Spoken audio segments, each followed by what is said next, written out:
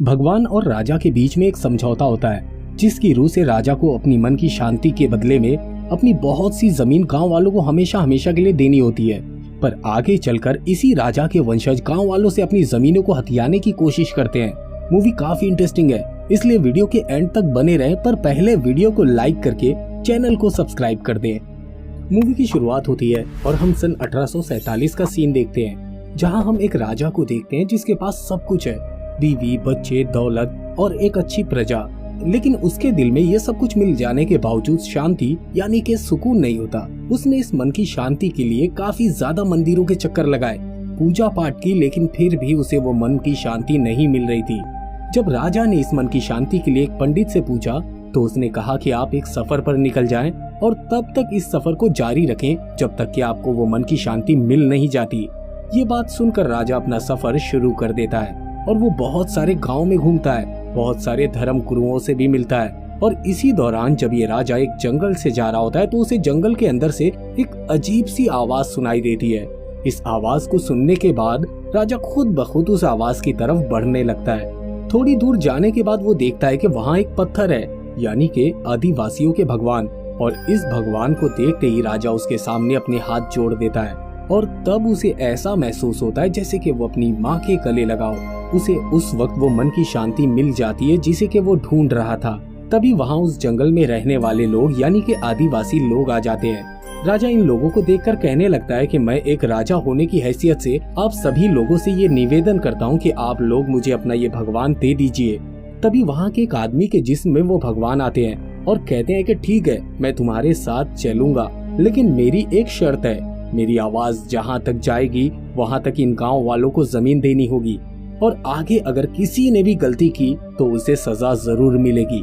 इस तरह से उस राजा और भगवान के बीच में एक डील होती है। राजा इस बात पर राजी होकर जंगल की उस जमीन को गांव वालों को दे देता है और उस भगवान को अपने घर में ले आता है। भगवान को घर लाते ही उस राजा की जिंदगी में खुशी ही खुशी होती है। उसके बाद सीन 1970 में शिफ्ट होता है और ये सब कहानी शिवा के पिता शिवा को सुना रहे थे।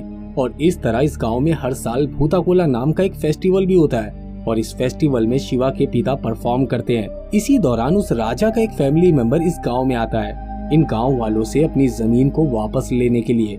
उसी दौरान शिवा के पिता भी भगवान की तरह मेकअप करके परफॉर्म कर रहे होते हैं और इसी परफॉर्मेंस के दौरान वो भगवान शिवा की बॉडी में आते हैं और प्रजा की जो कोई भी प्रॉब्लम होती है ये भगवान उनकी प्रॉब्लम को सॉल्व करते हैं। इन्हीं पूछताछ के दौरान राजा का वो फैमिली मेंबर भगवान से अपनी जमीनें वापस मांगने लगता है, लेकिन भगवान कहते हैं कि ये समझौता तो सालों पहले हो चुका है और मैं ये जमीनें तुमको वापस नहीं दूंगा। अब इस फैमिली मेंबर को शक होने लगता है कि ये बात कौन कह रहा है, भगवान खुद कह रहे हैं या ये परफॉर्मेंस करने वाला, यानी कि एक तरह से इसने भगवान को ही ललकारा था। तब भगवान उससे कहते हैं कि अगर तुमने मुझे ढूंढ लिया तो समझ जाना ये बात परफॉर्मेंस करने वाला बोल रहा है, और अगर मुझे नहीं ढूंढ पाए तो समझ जाना कि मेरा फैसला अटल है, ये जमीनें तुम्हें वापस नहीं मिलेंगी। ये कहकर भगवान चिल्लाते हुए जंगल में भागने लगते हैं। शिवा भी अपने पिता के पीछे पीछे भागता है और जंगल की किसी जगह आने पर वह भगवान गोल गोल घूमते हुए गायब हो जाते हैं और वो जहाँ से गायब हुए वहाँ एक बहुत बड़ा सर्कल बन जाता है जिसमें आग लगी होती है। उस दिन के बाद से शिवा के पिता अपने घर वापस नहीं लौटे और कुछ दिनों के बाद जो बंदा अपनी जमीनें वापस लेने आया था वो बंदा खून की उल्टियाँ करते हुए कोर्ट की सीढ़ियों पे मारा जाता है। इसके बाद सीन 20 साल आगे यानी कि सन 1990 में शिफ्ट होता है, जहां हम शिवा को देखते हैं जो कि अब बड़ा हो चुका है। इस गांव में एक मेला लगता है जिसमें भैंसों की रेसिंग होती है और इस रेसिंग में शिवा जीत जाता है। अब उसी मेले में सुधाकर नाम का भी एक बंदा होता है जो रेसिंग में शिवा से चीटिंग करने लगता है। वो ऐलान करते वक्त शिवा का नाम नहीं लेता बल्कि अपने आदमियों में से एक का नाम लेता है और ये बात शिवा को पसंद नहीं आती, इसलिए अब शिवा और सुधाकर के लोगों में एक जबरदस्त फाइट शुरू हो जाती है। अब इस लड़ाई की बात पहुंच जाती है वहाँ के जमींदार यानी कि लैंडलॉर्ड देवेंद्र के पास, जो दरअसल उसी राजा का फैमिली मेंबर का बेटा होता है जिसकी मौत खून की उल्टियों से हुई थी। लेकिन देवेंद्र अपने बाप के बिल्कुल अपोजिट था। वो लालची नहीं था और गांव वालों के साथ अच्छा बर्ताव करता था, इसलिए वो अपने खास आदमी सुधाकर से कहकर वो लाया हुआ मेडल शिवा को दिलवा देता है। और कुछ दिनों के बाद वहाँ कोला फेस्टिवल होने वाला था जिसके लिए देवेंद्र शिवा को पैसे देकर उस फेस्टिवल को धूमधाम से ऑर्गेनाइज करने को कहता है। अब ट्रेडिशन के अकॉर्डिंग अपने पिता के बाद भूताकोला में शिवा को ही परफॉर्म करना चाहिए था, लेकिन जब से शिवा ने अपने पिता को भूताकोला के वक्त गायब होते हुए देखा था तब से उसने ये फैसला कर लिया था कि वो अब कभी भी इस परफॉर्मेंस का हिस्सा नहीं बनेगा। शिवा को बहुत बुरी आदतें लग चुकी थी। वो शराब पीता था, जंगल के पेड़ों को काटता था, जानवरों का शिकार करता था और उसकी बुरी आदतों के लिए उसकी माँ उसे डांटती रहती थी। लेकिन उसके दोस्त उसके हर बुरे काम में उसके साथ थे। अपना गुजारा करने के लिए वो देवेंद्र का छोटा मोटा काम भी कर देते थे। बदले में देवेंद्र उन्हें वो सब कुछ देता जिनकी इन्हें जरूरत थी। और यही वजह थी कि भूताकोला में उसका चचेरा भाई गुरुवा परफॉर्म करता है। अब वहाँ के फॉरेस्ट डिपार्टमेंट में फॉरेस्ट ऑफिसर मुरली की एंट्री होती है, जो कि काफी स्ट्रिक्ट और अपने काम के प्रति काफी ईमानदार था। लेकिन ये ऑफिसर इस गांव के कल्चर और भूताकोला जैसे ट्रेडिशन से अनजान था और उसे इन सब चीजों पर भरोसा भी नहीं था।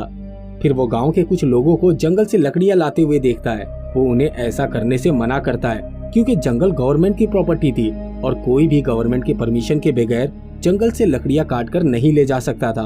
और इस बात को लेकर मुरली और शिवा के बीच में कहासुनी हो जाती है और दोनों एक दूसरे के दुश्मन बन जाते हैं। अब मुरली ने अपने डिपार्टमेंट के लोगों को जंगल की निगरानी के लिए लगा दिया था, जिसकी वजह से शिवा और उसके दोस्त पकड़े जाने के डर की वजह से रात में शिकार करने लगे थे।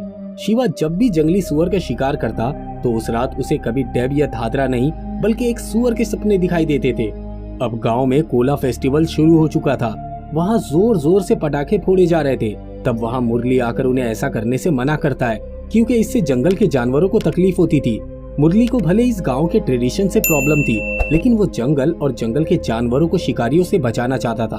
अब यहाँ भी शिवा और मुरली के बीच में एक बार फिर से झड़प शुरू हो जाती है, लेकिन किसी भी तरह देवेंद्र और गांव वाले मिलकर बात को आगे बढ़ने से रोक देते हैं। शिवा लीला नाम की लड़की से प्यार करता था, जो अभी अभी फॉरेस्ट ऑफिसर की ट्रेनिंग कंप्लीट करके गांव वापस लौटी थी। शिवा देवेंद्र की मदद से उसकी फॉरेस्ट डिपार्टमेंट में नौकरी लगवा देता है। अपने लिए इतना सब कुछ करते देख लीला भी अब उसे चाहने लगी थी। अब नौकरी के पहले ही दिन मुरली लीला और गवर्नमेंट ऑफिसर को और अपने सभी लोगों को लेकर गांव में सर्व करने आता है। गवर्नमेंट इस जंगल को रिजर्व फॉरेस्ट में कन्वर्ट करना चाहती थी, जिसके लिए गांव वालों को पहले ही नोटिस भेज दिया गया था। लेकिन नोटिस मिलने के बाद भी उन्होंने इस जगह को खाली नहीं किया। अब मुरली एक्शन में आकर वहाँ खुदाई करवाने लगता है। गांव वाले मुरली और उसके लोगों को रोकने की कोशिश करते हैं। तभी वहाँ सुधाकर का एक आदमी शिवा की माँ पर हाथ उठा देता है। ये देखकर शिवा और सभी वर्कर के बीच में लड़ाई होने लगती है, लेकिन मुरली गन पॉइंट पर शिवा को बांध देता है। अब लीला क्योंकि फॉरेस्ट डिपार्टमेंट के साथ आई थी, इसलिए हर किसी को ऐसा लगता है कि लीला भी उन सबके साथ मिली हुई है। लेकिन ये कोई नहीं समझ सकता कि लीला तो अपनी नौकरी बचाने के लिए अपने सीनियर्स के ऑर्डर्स को फॉलो कर रही थी। अगले दिन देवेंद्र बहाने से गांव वालों के जमीन के डॉक्यूमेंट्स पर उनके अंगूठे लेकर वो सारी जमीनें अपने नाम करवा लेता है और बेचारे भोले गांव वाले इस बात को समझ ही नहीं पाते। अब उन गांव वालों में एक आदमी देवेंद्र का इतना बड़ा घर देखकर एक्साइटमेंट में वो उसके घर में पैर रख देता है, जिसकी वजह से देवेंद्र का एक आदमी उसे मारने लगता है क्योंकि ये लोग अशुद्ध थे और इनका इस तरह शुद्ध घर में घुसना या उनकी किसी भी चीज को हाथ लगाना बुरा माना जाता था। और ये देखकर शिवा को बहुत गुस्सा आता है और वो देवेंद्र के आदमी को मारने लगता है। तब देवेंद्र उसे समझाकर रोक देता है और अपने आदमी को वहाँ से भेज देता है। दरअसल देवेंद्र शिवा को इतना ज्यादा सपोर्ट इसलिए कर रहा था ताकि वो उसकी मदद से पूरे गांव वालों की जमीनों को अपने कब्जे में ले सके। उसी रात देवेंद्र शिवा को अपने साथ लेकर अपनी गर्लफ्रेंड से मिलने जाता है। उसी जंगल में जब शिवा अकेला होता है तो उसे कुछ आवाजें आने लगती है। तभी शिवा को उनके भगवान नजर आते हैं। अपने सामने भगवान को देखकर शिवा वहाँ से चिल्लाते हुए भागने लगता है। इसके बाद शिवा और उसके दोस्त दोबारा से जंगल में शिकार करने लगते हैं, लेकिन मुरली अब इस कोशिश में लग जाता है कि वो किसी भी तरह करके शिवा और उसके दोस्तों को रंगे हाथों पकड़ ले, लेकिन शिवा उसके हाथ नहीं लगता। एक रात शिवा और उसके दोस्त जंगल में एक बड़े से पेड़ को काट रहे थे। दूसरी तरफ सुधाकर मुरली के साथ बैठकर शराब पी रहा था। तभी सुधाकर शिवा को पकड़वाने के लिए कहता है और कहता है कि मुझे पता है सर, इस वक्त शिवा आपको कहाँ मिलेगा। जब ये लोग शिवा और उसके दोस्तों को पकड़ने के लिए जीप से जा रहे होते हैं, तभी गलती से वो कटा हुआ पेड़ उनके ऊपर गिर जाता है, जिसकी वजह से वो जख्मी हो जाते हैं। जब ये बात देवेंद्र को पता चलती है तो वो शिवा और उसके दोस्तों को डांटने लगता है और उन्हें अंडरग्राउंड होने को कहता है। मुरली ठीक होने के बाद ये सोचने लगता है कि किसी भी तरह करके उसे शिवा को पकड़ना ही होगा। इसके लिए उसे किसी भी तरह का केस बनाकर उसे जेल भेजना होगा। शिवा और उसके दोस्त पुलिस से बचने के लिए अब जंगल में ही रहने लगते हैं। कभी कभार वो अपने घर भी चले जाते हैं। इसी दौरान जब शिवा अकेला होता है तो उसे फिर से वो सपने आने लगते हैं। कुछ दिनों के बाद मुरली शिवा को पकड़ लेता है और उनके हथियारों को भी जब्त कर लेता है। उसी वक्त मुरली उस लोकल गन को टेस्ट करता है तो वो गन दूसरी तरफ से फायरिंग करती है जिसकी वजह से मुरली की आंख के पास जख्म बन जाता है। जैसे तैसे करके मुरली शिवा और उसके दोस्तों को जेल भिजवा देता है और उन पर इतने सख्त चार्ज लगाता है कि उनकी बेल भी नहीं होती।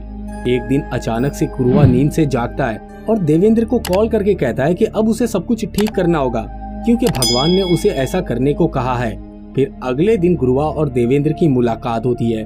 तब गुरुआ उससे कहता है कि आप शिवा को बेल दिलवा दीजिए, लेकिन देवेंद्र उससे एक डील करता है कि तुम्हें भूताकुला की परफॉर्मेंस के दौरान गांव वालों को ये कहना होगा कि वो अपनी सारी जमीनें मेरे नाम कर दें, जिसके बदले में वो उसे 5 एकड़ की जमीन देगा। लेकिन गुरुआ ऐसा करने से मना कर देता है। तब देवेंद्र उसे मार देता है और उसकी बॉडी को उस जगह पर फेंक देता है जहाँ पर परफॉर्मेंस होनी थी। गुरुआ के इस तरह मर जाने से सारा गांव दुखी हो जाता है।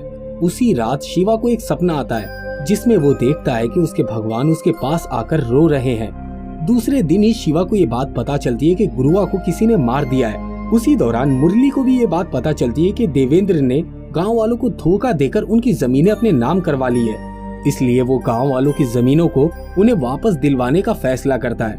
मुरली के पास बैठा आदमी दरअसल देवेंद्र का ही आदमी होता है, इसलिए देवेंद्र को ये बात पता चल जाती है कि मुरली उसके ऊपर एक्शन लेने वाला है। इसलिए अब किसी भी तरह करके उसे शिवा को जेल से छुड़वाना होगा। अब हमें ये पता चलता है कि लैंडलॉर्ड देवेंद्र अपने पिता की मौत का बदला लेने और अपने पूर्वजों की जमीन को वापस लेने के लिए इतने दिनों से अच्छा बनने का ढोंग कर रहा था, जबकि वो तो एक शैतान था। उस दिन जब गुरुआ ने उसकी बात नहीं मानी तो उसने उसे चाकू से मार दिया और उसकी लाश को इसलिए उस जगह फिकवाया ताकि गांव वाले इसे अपशगुन माने, क्योंकि गुरुआ भगवान का गेटअप करके परफॉर्म जो करता था। और जब शिवा जेल से रिहा होकर लैंडलॉर्ड के पास आता है तो वो अपने प्लान के मुताबिक उसे ये बताता है कि उसके भाई गुरुआ का मर्डर फॉरेस्ट ऑफिसर मुरली ने किया है ताकि इस साल गांव में भूताकुला फेस्टिवल ना हो सके। और इस बात को सुनकर शिवा गुस्से में मुरली को मारने के लिए निकल पड़ता है। उसके पीछे देवेंद्र के लोग भी निकल पड़ते हैं कि जैसे ही शिवा मुरली को मार देगा ये लोग उसे मार देंगे। लेकिन रास्ते में वो अपनी तलवार धार करवाने के लिए माधव की दुकान में रुकता है। तब माधव उसे बताता है कि उसने उस दिन गुरुआ को देवेंद्र के साथ देखा था, लेकिन जब देवेंद्र वापस लौटा तो वो अकेला था और उसी रात गुरुआ की बॉडी मिली। अब ये सारी बातें बाहर खड़े देवेंद्र के लोग भी सुन लेते हैं और वो सभी शिवा पर हमला कर देते हैं। शिवा उन सब से लड़कर उन्हें मार गिराता है। उसी वक्त शिवा देवेंद्र के घर के अंदर जाता है। उस वक्त देवेंद्र खाना खा रहा था। वो उसी के सामने वाली कुर्सी पर बैठ जाता है और उसे वार्निंग देकर वहाँ से चला जाता है। शिवा अब गांव में आकर सभी को ये बताता है कि देवेंद्र किस तरह उन्हें बेवकूफ बना रहा था और गुरुआ को मारने में भी उसी का हाथ है। अब देवेंद्र भी समझ चुका था कि ये गांव वाले प्यार से नहीं मानेंगे, इसलिए अब उसे जमीन जबरदस्ती हासिल करनी होगी। वो अपने आदमियों के साथ मिलकर गांव की तरफ जाता है। उसी वक्त मुरली भी आ जाता है गांव वालों का सपोर्टर बनकर। अब यहाँ देवेंद्र के आदमी और गांव वालों के बीच एक जबरदस्त फाइट शुरू हो जाती है। इस लड़ाई के दौरान देवेंद्र अपनी गन की मदद से शिवा के एक एक दोस्त को मारने लगता है और जब शिवा आता है देवेंद्र को मारने के लिए तब मोहन शिवा की बहुत धुलाई करता है और उसका गला दबाकर उसे मार देता है। अब शिवा के मरते ही देवेंद्र उन गांव वालों के सामने कोला ट्रेडिशन की इंसल्ट करने लगता है और उनके भगवान को झूठा कहने लगता है। तभी भगवान शिवा के पास आकर उसे चिल्लाते हुए कहते हैं। तभी शिवा एग्रेसिव होते हुए फिर से खड़ा हो जाता है, लेकिन अब वो शिवा नहीं बल्कि भगवान उसके अंदर घुस चुके थे। इसके बाद शिवा देवेंद्र के आदमियों को मार देता है और देवेंद्र से कहता है कि ये जमीनें गांव वालों की है और ये जमीनें उनसे कोई नहीं छीन सकता। इतना कहकर शिवा देवेंद्र को भी मार देता है। इसके बाद ये सीन यहीं पर कट हो जाता है और अगले साल कोला फेस्टिवल का दिखाया जाता है जिसमें शिवा परफॉर्म कर रहा था। परफॉर्मेंस के दौरान भगवान मुरली को गांव वालों का साथ देने के लिए उसे आशीर्वाद देते हैं और इस गांव और यहाँ रह रहे लोगों की हिफाजत की जिम्मेदारी उसे देते हैं। अब शिवा की माँ शिवा को परफॉर्म करते हुए देखकर बहुत खुश होती है। वहीं लीला को भी प्रेग्नेंट दिखाया जाता है, जिसके बाद शिवा अपने बाप की तरह मशाल लेकर जंगल की तरफ भागता है और ठीक उसी सर्कल में जाकर गिरता है जहाँ उसके पिता गायब हुए थे। तभी वहाँ शिवा के पिता भी भगवान के रूप में आ जाते हैं और दोनों चिल्लाते हुए गायब हो जाते हैं। फिर स्टोरी कुछ सालों के बाद की दिखाई जाती है जहाँ शिवा का एक दोस्त शिवा के बेटे को शिवा की कहानी सुना रहा होता है और ये मूवी यहीं पर खत्म हो जाती है। अगर आपको हमारा ये वीडियो पसंद आए तो वीडियो को लाइक, चैनल को सब्सक्राइब और हाँ, बेल आइकॉन के बटन को दबाना ना भूलें।